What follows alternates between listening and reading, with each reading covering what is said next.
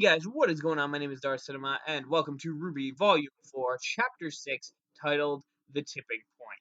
So, guys, this is actually this is an episode that's really starting to pick up speed now that we're getting into RWBY Volume 4. We're 6 episodes in right now at this point, and we've barely seen any interaction between uh, uh, Salem's team and Team Ranger or any of the members of Team RWBY.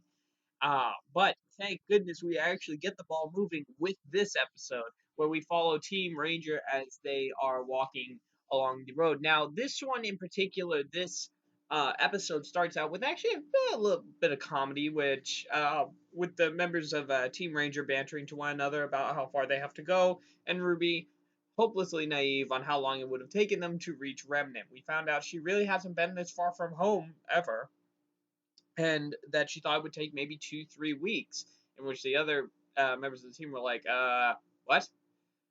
The banter is cut off, though, when Nora spots a town that looks like the buildings were damaged. Upon further inspection, you see this little village here, which really doesn't even look like it's even been finished being built. And everyone's kind of just confused about what's going on here. Upon further inspection, we are seeing that the name of this town is called Oniyuri, which Ruby, Jean, and Nora don't know anything about, but Ren knows very much about. It was a town that the more rich and influential people of Mistral were hoping. They didn't like how the kingdom was being run, so they kind of wanted to set out to make their own, and Ren's parents were some of the, at least from what we're inferring, were some of the people that believed that this could be a fresh start for them. And when asked what happened, he says, "What?" Ren says, "What always happens," and then he swipes some dust aside to reveal grim claw marks. So it's pretty apparent from what they're inferring that the Grimm were responsible for the killing of Ren's parents. Hopefully they go into a little bit more detail. Like, what I don't want to happen is I don't want, any of these characters to die right now before their story is going through, because that I think would be a detriment to their character development. I really don't want Nora to die. I don't really don't want Ren or Jean to die. But then again, you also have the problem with you making your main character seem invincible, which was mainly the problem with volumes 1 and 2. There really wasn't anything that could challenge them as like a threat. So after leaving Oniyuri, we cut to a brilliant performance by Weiss. We finally get to see her sing, I think, for the first time since the White trailer, and just as beautiful as ever. The animation was great, the voice work was great, and again, this new animation software definitely yielded benefits right here. It's like, while the fighting, to some people, I've noticed Volume 4 fighting has been kind of subpar. I will say this actual animation, when you get into like one or two characters on screen, works exceedingly well, and you can tell that there's a lot more range of emotion on their face than what they've been able to accomplish before. Um, so we see a nice bright smile on Weiss's face when she's singing, but as soon as she turns around, it's gone. We cut right to what looks like a auction of different paintings there, and it's it, it's really just kind of one of those things. I hate this scene so much, not because it's a bad scene. It's a really good scene. I just hate Weiss's father. I absolutely hate Jacques Chimay. I hate him so much, and I think a lot of us hate him and really, really want someone, maybe Weiss, to punch him in the face. God knows he deserves it.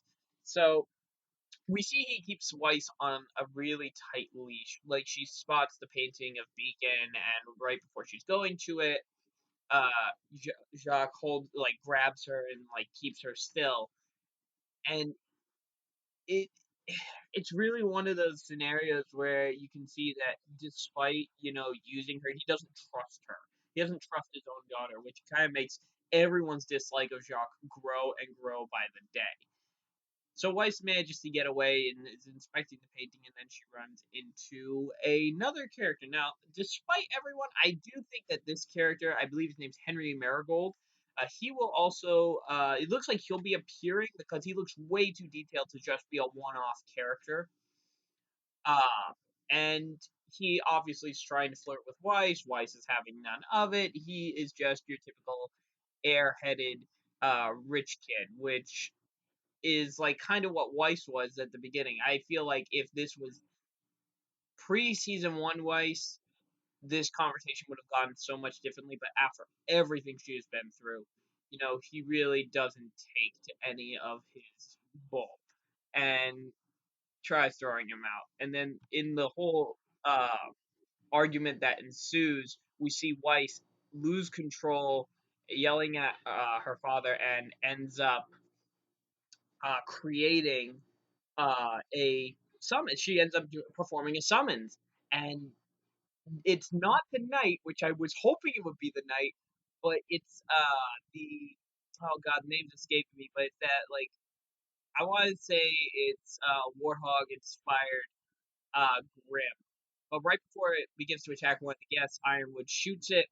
The woman who the summons was about to attack yells at Ironwood to arrest Weiss, and then he just takes one look at Weiss. He goes, "She's the only one making sense around here. Thank you for the party, Jock." Puts his gun away and then walks away. So we see at least Weiss has one ally in Atlas, but judging from the look on Jacques' face, we can tell Weiss is in for a lot more hardship in the upcoming episodes. But that's not the biggest part of this episode. The biggest part, guys, is we finally get a fight between Tyrion and Team Ranger. Now, Tyrion, guys, was a big question mark in my book when he first showed up in episode 1, and I had no idea what to expect from this character. But it seemed that the conversation in episode 1 that Tyrion and his crew have killed people like Weiss before, far more experienced people. I mean, like RWBY, not Weiss, have killed far more experienced Silver Eye warriors like RWBY before. That this would not be a problem. So the only issue I see with this is that Tyrion has to take her alive. I mean, it's not looking like he's taking her alive. We get a little bit of a weird interaction also between Tyrion and Jon, kind of just giving him a crazy-eyed stare. And I have no idea what to make of any of this. Tyrion is like one of those characters, guys, that I absolutely love, even though we don't know anything about him. Um, he makes his reasoning for attacking them pretty clear. He's like, I don't care about you, pointing at Nora. I don't care about you, pointing at Ren. He's like, I may care about you a little bit. I'm a little interested in you, but I'm really here for you. And he's pointing at Ruby, and she's so oblivious to why he's attacking her, though you wouldn't really expect her to know why.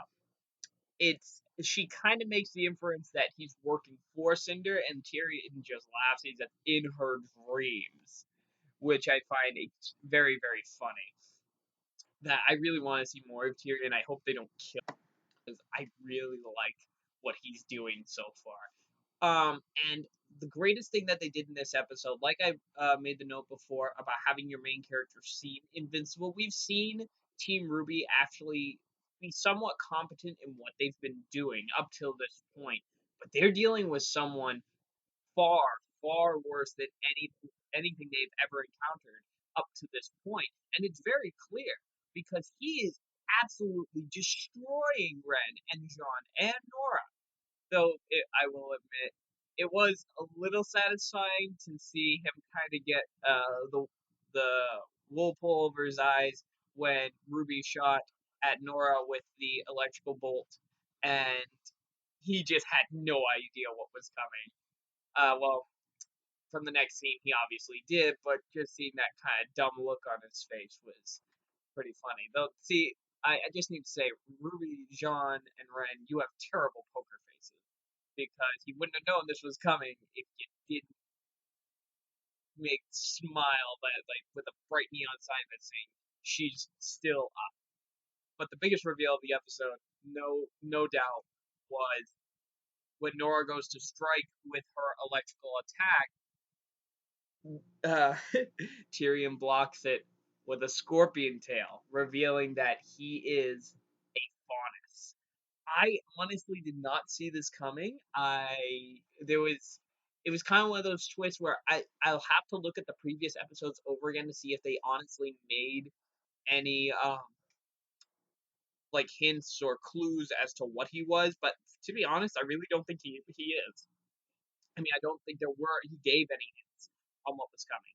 But now that the reveal of like his like scorpion tail is out, like he absolutely is destroying the entire team. It's like almost effortless at this point. We also cut to a crow flying in, and no surprise, the crow is Uncle Crow, who is able to pull the last minute save right before Tyrion was about to impale Ruby with his tail. Now, I'm not sure if he was trying to kill her because I'm pretty sure Salem said bring her to Salem alive, I would assume. So, but good thing is we won't have to worry about that because Uncle Crow came in for the save. And it's now I think we're going to see Uncle Crow not holding back with his fighting style because when looking back on the last volume, I am honestly pretty sure that Crow was holding back in his fight against Winter, but he won't have to do so here. Anyway, guys, that was RWBY Volume 4, Episode 6. I am, again, I think how, I don't even know how I can be impressed with each episode, but it seems like every time they just keep pulling out more surprises and keeping me invested in the show. And it's never a dull moment. I never honestly feel like, oh, this is, same old RWBY. I feel like this is a different show. It's just continually surprising me in every single way. And I really, it's kind of one of those things where you never expect to be surprised, but they keep doing it. So anyway, what did you guys think about this episode of RWBY? Put your comments down below. Leave a like and subscribe for more content, guys. All right, so I just want to take this end of the video to give a little bit of an announcement. So after RWBY is done, I will be looking at more anime. Now, I am planning to cover Attack on Titan Season 2, which is now confirmed for an April 2017 release. I am planning to go see Black Butler Book of the Atlantic when that comes out, and I will be happy to cover the canon episodes of Black Butler so far, which honestly aren't that many since 67% of the original Black Butler season are non-canon filler. So I'd be happy to run through those episodes of episode 1 and Book of Circus and Book of Murder for you guys. If you'd like, please let me know in the comments below if you'd like to see that. I also recently just got the full seasons of Trigun, Samurai Champloo, Deadman Wonderland, which I would be happy to go over any of those for you guys in upcoming videos once RWBY is done. So, even after RWBY's gone for this season, there is still plenty of more anime coverage to come in the future. So, please hit that subscribe button so you don't miss a single episode of me talking about anime. Also, if you have any ideas for anime you'd like me to look at that honestly I may not have seen, put them in and I'll give you my thoughts. All right, my name is Dark Cinema, guys. I hope you all enjoyed, and I will see you guys in my next video. Take care, and I'll see you later.